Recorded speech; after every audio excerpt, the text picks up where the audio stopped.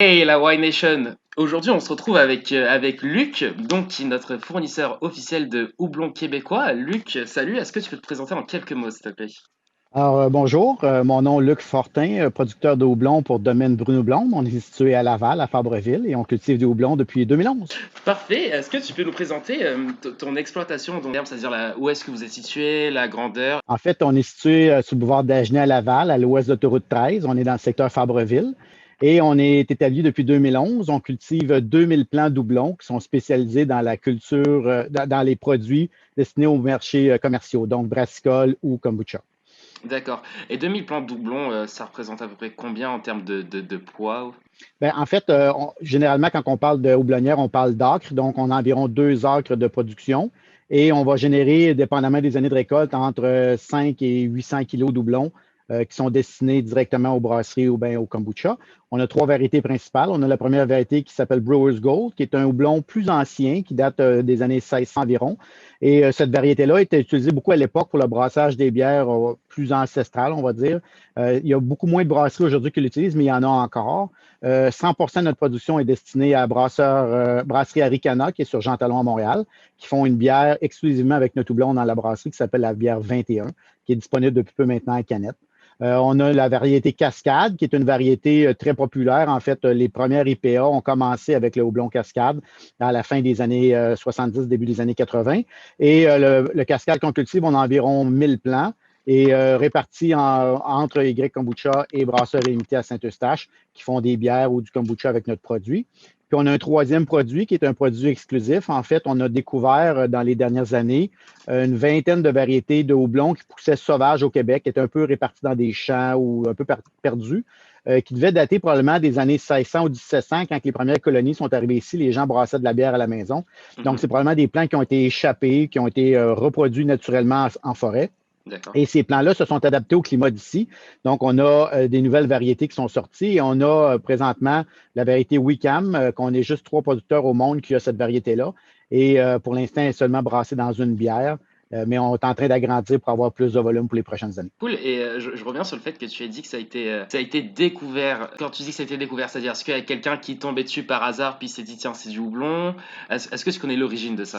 En fait, c'est une personne qui s'appelle Patrick Savard, qui fait de la recherche de houblon depuis des années. Il a trouvé des plants un peu partout au Québec, à nous trouver sur l'île de Montréal. Celui qu'on a trouvé, le Wicam, ben, il vient de la région de Wicam. Il poussait sur un poteau d'Hydro-Québec en plein milieu d'un champ. Là, il n'y avait rien autour, puis il était vraiment là. Alors, il a demandé la permission à la personne de pouvoir enlever des parties du plant, qu'il a ramené dans une houblonnière expérimentale. Il a fait des variétés avec ça parce qu'il a hybridé donc du cascade avec ces variétés-là pour faire des enfants. On a environ 150 variétés qui ont été développées, mais ça ne veut pas tous dire qu'elles sont bonnes. Alors, on Ouais. est en train de faire des essais là-dessus, mais des plants originaux, donc le Wicam, moi, ça m'intéressait beaucoup comme histoire. Alors, j'ai décidé de planter cette variété-là, qui est une variété qui est très différente des autres variétés parce qu'elle résiste beaucoup mieux aux maladies, elle résiste Mhm. beaucoup mieux aux bébites et elle n'a pas une date de récolte qui est comme les autres. Le cascade, on récolte ça début septembre. Le Wicam, on le récolte presque fin septembre. Fait qu'il y a une grosse différence entre les deux variétés et la saveur est très différente. Comme le cascade, on a un goût d'agrumes à l'intérieur, de Mhm. pamplemousse. Ben, le Wicam, c'est plus piment, poivré, des choses épicées. Donc, on peut vraiment faire un produit différent avec cette variété-là. Ok.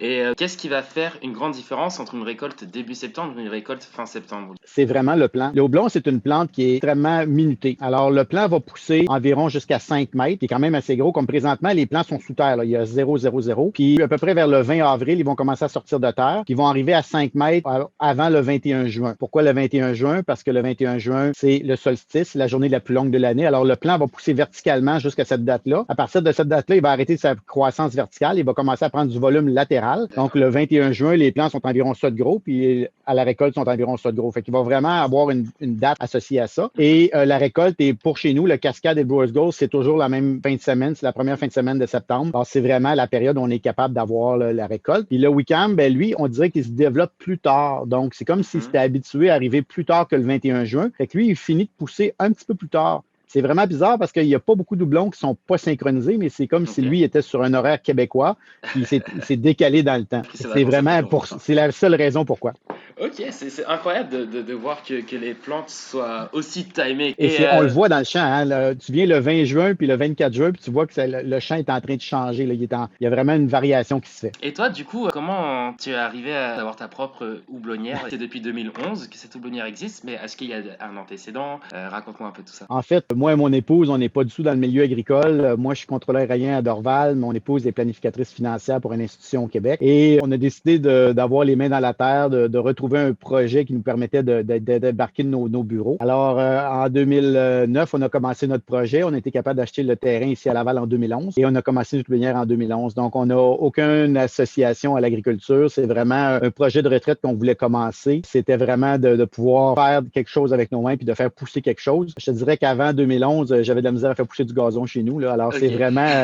c'est vraiment quelque chose de très nouveau. Les 2, 3 premières années, évidemment, on a appris beaucoup sur le tas, on a beaucoup travaillé. Puis le houblon, même s'il y avait beaucoup de culture ici dans les années 1700-1800, ça a complètement été délaissé Mhm. au début des années 1900 parce qu'il y a eu beaucoup de maladies, puis il n'y avait pas de pesticides. Fait que les gens travaillaient fort, puis il n'y avait pas de récolte parce que les bébites endommageaient les plants. Donc, la culture a complètement été abandonnée. Donc, toute l'histoire et la connaissance de ces plants-là a été tombée. Et au Vermont, dans le début des années 2000, il y a eu un programme pour remettre le houblon en production en Amérique du Nord. Et j'ai commencé à suivre des cours avec ces gens-là, les Américains, pour avoir des techniques, comment travailler ici, puis comment Mhm. ramener ça, pour avoir des productions. Puis évidemment, au début, les 2, 3 premières années, on était un peu tout seul. Puis après ça, on a découvert le regroupement qui s'appelle Houblon Québec, un regroupement de producteurs agricoles un peu partout au Québec qui se spécialisent dans l'houblon. Alors présentement, on fait partie d'Houblon Québec et on s'aide entre producteurs à dire, ah, j'ai telle bébite, comment tu fais ça, puis ces D'accord. choses-là. Le problème de la culture du houblon, c'est qu'il n'y a pas grand-chose présentement. Il n'y a pas beaucoup de spécialistes au Québec qui sont spécialisés en houblon. Fait que si on a des problèmes, il y a 2 personnes qu'on peut appeler. Il n'y a pas beaucoup d'engrais, il n'y a pas beaucoup de pesticides pour ça. Même si on veut être biologique, les pesticides ne sont pas homologués pour l'houblon. Donc, on n'a pas le droit de les prendre. Fait que ça devient extrêmement complexe. Depuis les dernières années, ça s'est amélioré un peu. Mais en 2012, 13, 14, 15, il y avait juste 5 produits qu'on avait le droit de prendre. Si on va aux États-Unis, les houblons américains, souvent, ils vont avoir 200, 250, 300 Ah oui. produits qu'ils vont être capables d'utiliser. Il y a des houblonnières aux États-Unis où ils appliquent à tous les jours pour être certain qu'il n'y a rien. Ils vont mettre un produit lundi, un produit mardi, un produit mercredi pour s'assurer que le champ soit beau. Mais ici, on ne pouvait pas faire ça. Et aujourd'hui, on a à peu près une dizaine de produits qui sont disponibles, mais généralement, tu vois, moi, je traite sans mettre de pesticides qui sont non nécessaires. Donc, si Mhm. je vois qu'il y a des exemples des bébites qui vont apparaître, je vais commencer à traiter pour les bébites, mais avec la dose minimum requise. Fait Ok. moi, je suis pas capable d'être bio à Laval parce qu'on a trop de bébites puis de maladies associées aux voisins. Évidemment, j'ai des maisons qui sont à 50 pieds de mon champ, là. Fait qu'il faut faire attention à ces gens-là pour pas les mettre de pesticides à eux non plus. Fait que c'est vraiment une interaction différente que des producteurs agricoles qui seraient vraiment en région éloignée. L'avantage qu'on a, c'est qu'on est vraiment en ville. L'inconvénient, c'est qu'on était vraiment en ville. Ok, et je fais le lien par rapport du coup à ce que tu disais sur les pesticides, etc. Mais est-ce que d'un côté, du coup, c'est pas une plus-value d'utiliser moins de pesticides? Absolument. Et moi, je le fais pour la nature, mais je le fais aussi pour moi parce que je suis le premier à impacter. Là. C'est moi qui t'assieds sur le tracteur et qui reçoit. Là. Fait que moins j'en mets, moins j'en mange, là, c'est sûr. C'est sûr que le pesticide, ça devient difficile de ne pas en utiliser aujourd'hui parce qu'on a des cultures qui sont très concentrées. Moi, je fais vraiment un travail qui est différent en philosophie parce que je veux en mettre le moins possible. Donc, on va souvent avoir des houblonnières où, entre les rangs, ils vont labourer pour s'assurer qu'il n'y ait aucun qui pousse. Mais si tu vois ici dans le champ, j'ai du gazon. Ce gazon-là, ce qui me permet de faire, c'est d'avoir un contrôle des mauvaises herbes au sol, ce qui vont faire que les bébites vont aller dans les mauvaises herbes au sol au lieu d'aller dans mon houblon. Donc, j'ai besoin de moins mettre de pesticides. On a aussi des poules ou des choses comme ça qui vont venir de temps en temps pour venir manger des bébites. Fait que c'est sûr que c'est beaucoup plus de travail pour moi, mais je mets moins de pesticides. On a à peu près 8 pesticides chez nous qu'on va mettre. J'en ai 6 qui sont bio, 2 qui ne le sont pas. Mais à cause des 2 qui ne le sont pas, je ne peux pas me certifier bio. Mais tu vois, Mhm. l'année passée, j'en ai pas mis du tout de ce pesticide-là. J'ai été capable de juste me battre avec les pesticides bio qu'on avait. Ça a bien fonctionné, mais ça va dépendre des années. Les années que c'est très sec, il n'y a pas de pluie, il y a beaucoup de bébites qui vont s'en venir, puis à un certain moment donné, les pesticides bio sont pas assez forts. Par contre, dans d'autres années où il y a beaucoup de pluie, là, c'est plus les champignons puis les spores qui vont s'attaquer aux plantes. Et là, il y a du bio qui fonctionne un peu, mais des fois, de Mhm. temps en temps, il faut mettre du non-bio. Donc, puis ça prend 3 ans sans utilisation de pesticides standards pour être capable d'être bio. Fait qu'on ne sera jamais capable de l'être, mais c'est sûr que si je me compare aux Américains, j'ai peut-être 10% des pesticides que je mets sur mes houblons versus les autres. Par Mhm. contre, pour le brasseur qui va utiliser le produit, mais il n'y a pas de différence, puis le prix est le même. Donc, si je vous donne un sac avec des produits, vous ne saurez jamais si c'est des pesticides ou non dessus. C'est difficile à dire. Il faut le faire Mhm. analyser, puis il n'y a jamais personne qui fait ça. Fait que moi, je le sais en tant que personne que j'en mets beaucoup moins que ce qui est recommandé. Mhm. Mes clients l'apprécient. Mes clients voient que le produit est différent et qu'il a une bonne qualité, mais c'est beaucoup plus de travail pour moi. Je comprends. C'est plus de travail, mais c'est plus authentique, du coup. Oui, C'est absolument. honorable. Alors, comment ça se passe en général une production sur une année, sur 360 jours? Alors, généralement, je mets la date du 1er avril comme une date de départ. On se prépare là, à sortir les tracteurs, la neige est en train de fondre dans le champ. On s'assure que tous nos poteaux sont pas trop arrachés, que tout fonctionne bien. Puis je dirais que dans la première 2 semaines, là, on commence à replacer ça parce que souvent l'hiver, il va y avoir un petit peu de dommages. Il y a des animaux, des marmottes ou des choses comme ça qui vont avoir fait des trous, donc on va réparer ça. À partir du 15 avril, ce qu'on va faire, c'est qu'on va couper tous les plants qui vont commencer à sortir de terre parce que le plant d'Houblon est une des premières plantes à sortir de terre. Donc là, la neige termine de fondre, les premiers plants vont déjà commencer à sortir. Ces premières tiges-là sont généralement moins bonnes, c'est comme des tiges un peu énervées, puis ils vont avoir un moins bon rendement. Donc, généralement, le 15 avril environ, je vais prendre un weed eater, puis je vais passer à la grandeur du champ pour tout couper les plants pour m'assurer qu'il n'y a plus rien. Puis, je vais en même temps procéder à l'enlevage des fins de récolte de l'année passée qui sont restés au sol pour l'hiver pour donner de l'engrais et du nutriment aux plants. Alors, je vais faire le ménage de ça et à partir d'à peu près du 20 avril, 25 dépendant, les plants vont sortir. Et on va commencer à faire l'entraînement. Donc, l'entraînement, c'est quoi? C'est qu'on va prendre la tige qui est environ 30 cm, on va l'entourer autour d'une corde qu'on va avoir posée préalablement dans le champ. Donc, tu vois, chez nous, j'ai 2000 plants, donc je vais poser 2000 cordes. Et ces cordes-là, ils ont 5 mètres de haut et on va entourer le plant autour de la corde. Et la beauté du plant, c'est qu'une fois que la tige est entraînée, elle va suivre le soleil. Donc, vu que le soleil se lève à l'est, la tête, elle va suivre l'est, puis elle va suivre le plant, puis elle va s'entourer autour du plant. Donc, quand on voit le plant qui a poussé, un tour autour de la corde représente une journée de culture. Donc, ça pousse environ de 10 à 15 cm par jour, grosso modo. On va faire pousser ça jusqu'au 21 juin. Dans cette période-là, ben là, c'est là qu'il faut donner des nutriments. Donc, on va donner de l'engrais, on va donner beaucoup d'eau. Dans cette période-là, on va être environ à 7 litres d'eau par jour par plante. Donc, tu vois, chez nous, ça fait à peu près 14 000 litres d'eau au mois de juin. À partir du mois de juillet, quand le plant va commencer à prendre du volume, il va faire beaucoup de feuillage, on va augmenter l'eau environ à 10 litres d'eau par jour par plant. Ça représente quand même beaucoup d'eau. Vers à peu près le 15 juillet, 20 juillet, ben, les fleurs d'houblon vont commencer à se produire. Donc, la fleur, c'est quoi? C'est la plante, parce qu'un plant d'houblon, c'est un plant qui est sexué. On a une plante femelle et une plante mâle. La plante femelle va générer des fleurs. C'est ces fleurs-là qu'on va utiliser pour faire la récolte du houblon et qu'on va mettre dans les produits de kombucha. Cette fleur-là va commencer à se développer là, 20-25 juillet environ pour être prête à la cueillette vers le 1er septembre. Donc, elle va commencer très, très petite, puis elle va grossir pour venir environ 3-4 cm de long, dépendamment des variétés. Ensuite de ça, ben, c'est la récolte. Donc, la récolte, généralement, première fin de semaine de fête du travail. On a besoin d'environ 15 à 20 personnes pour pouvoir récolter. Donc, évidemment, moi et mon épouse, on n'est pas suffisant. Fait qu'on a beaucoup d'amis ou des bénévoles qu'on trouve sur Internet qui viennent nous aider pour une journée. Généralement, ça dure 3 jours, la récolte.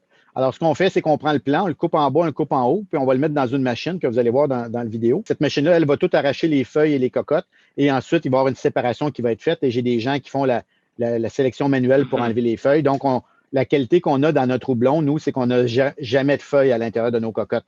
Donc, dans l'industrie, il y a environ une norme qui est autorisée de 5 de feuilles, parce qu'évidemment, la machine ne peut pas faire un ménage parfait. Nous, ben, ce qu'on fait, c'est qu'on met des humains. On a 4 personnes, généralement, qui vont enlever les feuilles pour s'assurer qu'on a un houblon de qualité. Ensuite de ça, ben, le houblon, la cocotte doit être le plus rapidement possible mis au séchoir. Donc, on a bâti un séchoir qu'on va mettre le houblon à l'intérieur, puis on va le laisser là généralement à peu près entre 24 et 36 heures. Dans l'industrie, eux autres, ce qu'ils vont faire, c'est qu'ils vont chauffer au propane à haute température pour le sécher. Ça, bien évidemment, ça va endommager le houblon, puis ça va faire disparaître des huiles essentielles qui vont se volatiliser. Mais nous, on le sèche à très basse température. Donc, ça prend plus de temps, mais par contre, on va garder ces petites huiles essentielles-là. Fait que les brasseurs qui prennent notre houblon, généralement, ils disent wow, il y a quelque chose de différent dans ton houblon, mais c'est pas la culture, c'est la méthode de séchage qu'on a utilisée. Puis, tous les brasseurs qui utilisent notre houblon, ils disent il est vraiment différent des autres. Tellement que souvent, dans l'industrie, si je prends l'exemple du Cascade, on est entre 5 et 7 d'acide alpha. C'est la norme qu'on va utiliser pour le brassage pour déterminer la quantité d'huile qu'il y a à l'intérieur puis sa force en amertume. Mais souvent, nous, on est hors norme, on était à 8, 8,5, puis il y a même une année, on était à 9,5. Alors, les brasseurs qui utilisent nos houblons, souvent, sont obligés d'adapter leur recette parce qu'on a plus d'huile à l'intérieur. Puis, s'ils font exactement le même produit, bien, ça va être plus concentré, donc plus fort. Puis là, bien, le client, ça a changé de goût. Alors, il y a une différence à faire. Fait qu'on avertit les brasseurs à chaque année, faites attention, c'est pas la même affaire que les autres. Puis, ils vont refaire leur calcul, puis ça fonctionne bien généralement. Fait que c'est pas un problème. D'accord, ok, parfait. Et ensuite arrive la saison hivernale, c'est plus tranquille pour vous ou il y a quand même des choses à faire? Comment ça se passe une fois que les récoltes, le séchage pardon, et la distribution est faite? Alors, le séchage est terminé. Une fois qu'il est terminé, on va aller le faire granuler. Alors, avec Houblon Québec, on a accès à une usine de granulation qui va prendre la fleur de houblon et qui va la compacter en petites granules. C'est vraiment pour l'entreposage et le stockage parce que 500 kilos de houblon en feuilles, c'est probablement grand comme une vanne de 40 pieds. Là, c'est vraiment très grand. Puis quand on le compacte, ben, on est capable d'arriver à mettre ça dans des camions, même un F-150, tout va rentrer dedans. Fait que ça a vraiment compacté le volume. Ça nous permet de l'entreposer. Ensuite de ça, ben, on va le livrer à nos clients selon leur période de brassage. Comme il y a des brasseurs qui, présentement, on est dans la grosse période de brassage de la bière. Donc, on livre du houblon présentement à nos brasseries pour qu'ils puissent faire leur bière qui vont être sorties pour le mois de mai, mois de juin, mois de juillet. Donc, on est vraiment dans cette période-là. Au champ, ben, nous, ce qu'on fait, c'est qu'en fin de saison, on laisse les plants finir la saison jusqu'à temps qu'il y ait de la neige. Donc, le plant va continuer à vivre parce qu'on va avoir laissé environ 1 mètre de plant au sol, ce qui va faire qu'il va y avoir de la photosynthèse, le plant va se développer de l'énergie.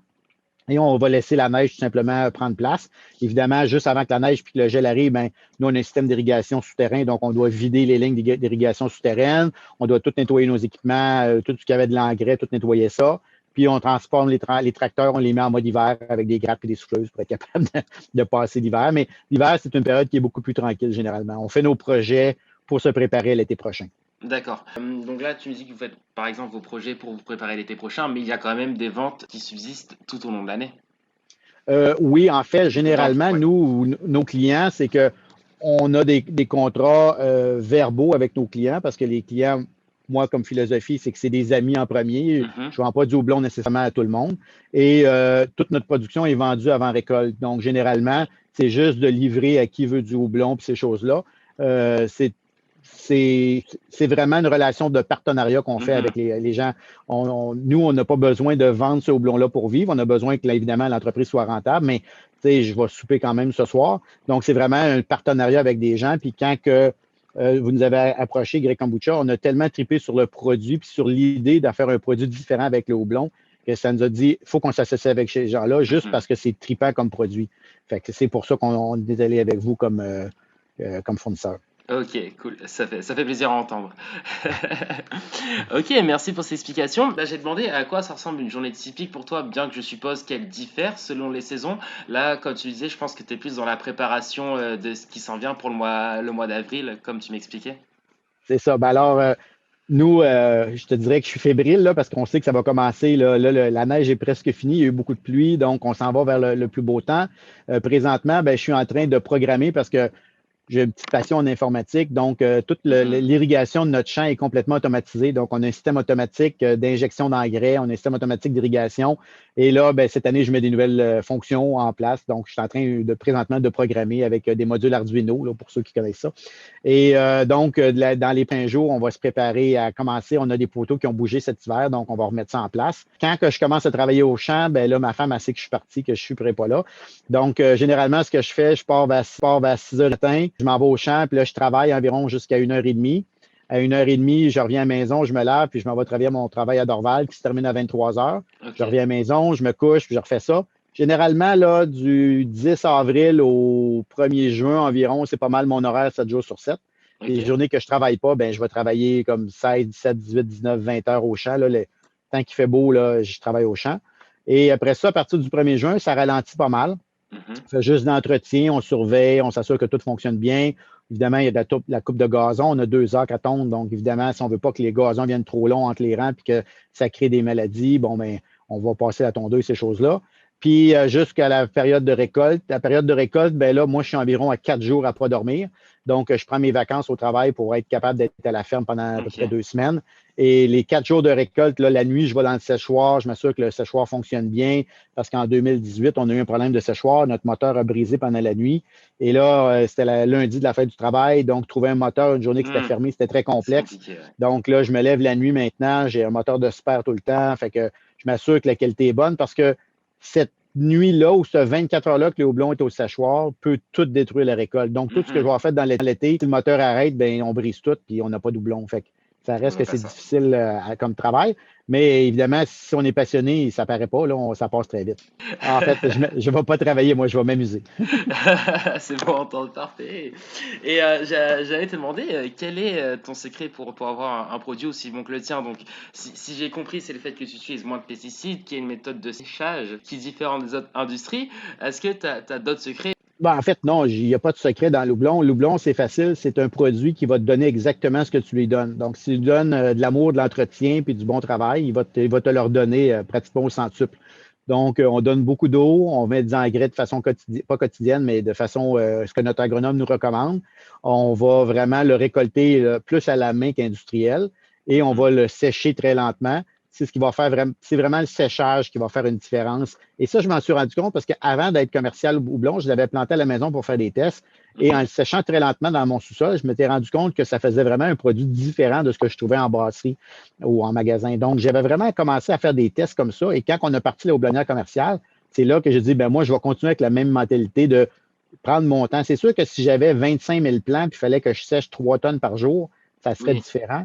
Mais moi, j'ai la capacité de le faire lentement. Donc, en le faisant lentement, bien évidemment, ça va varier vraiment le produit, puis on va avoir un produit qui va être différent parce que le temps, souvent, c'est la qualité. D'accord, ok, parfait. Ensuite, donc une question par rapport à Why Kombucha. Donc, tu as déjà pu échanger avec Gardy, puis même avec Alexandra ou moi-même. Pour toi, c'est quoi ton Why? Ben, en fait, pour moi, mon why, c'est quoi? C'est d'être capable de travailler comme contrôleur aérien, puis évidemment, comme contrôleur aérien, c'est notre cerveau qui travaille. On est vraiment 100% focusé sur le travail.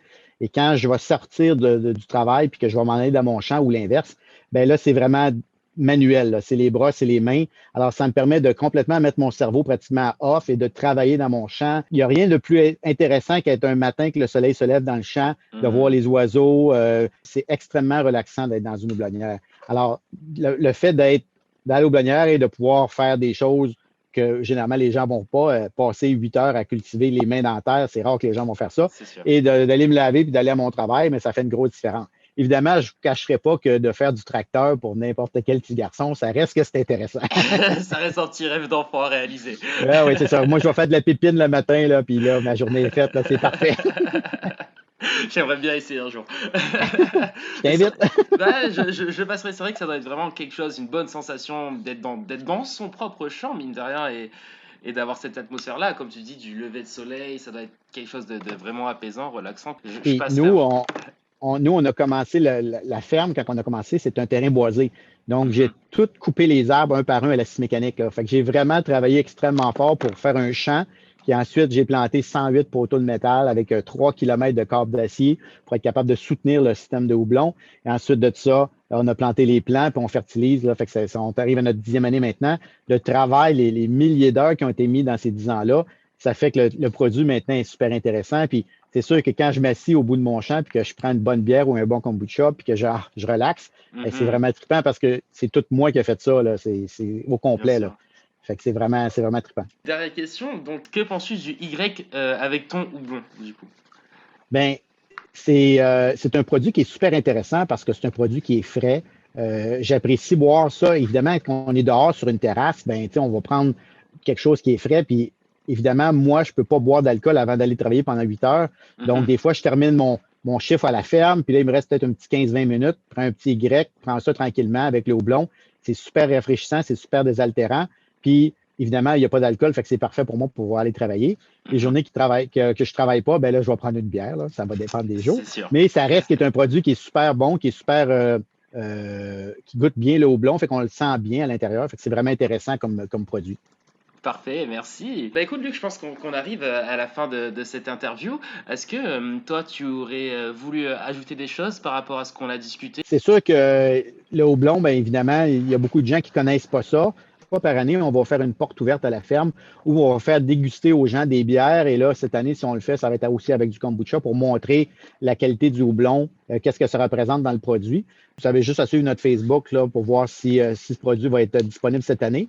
Et sinon, on a besoin de bénévoles pour la récolte. Fait que généralement, vous venez pour 1 ou 3 journées, là, 1, 2 ou 3 journées. Et c'est pour la journée au complet. On fournit le repas. Puis c'est sûr que vous allez passer une belle journée au champ. C'est physique, par exemple. C'est pas Mhm. assis derrière un bureau. Mais tous les gens qui viennent, en fait, il y a des gens que ça va être leur 9e année cette année. Et ils D'accord. reviennent à tous les ans parce que c'est trippant. On est à l'extérieur, il fait beau, puis on s'amuse bien. Parfait. Bah écoute Luc, je te remercie. Ça a été un plaisir d'échanger avec toi. Et puis je te dis à très vite. Bien, merci. On a hâte de te Yes. voir.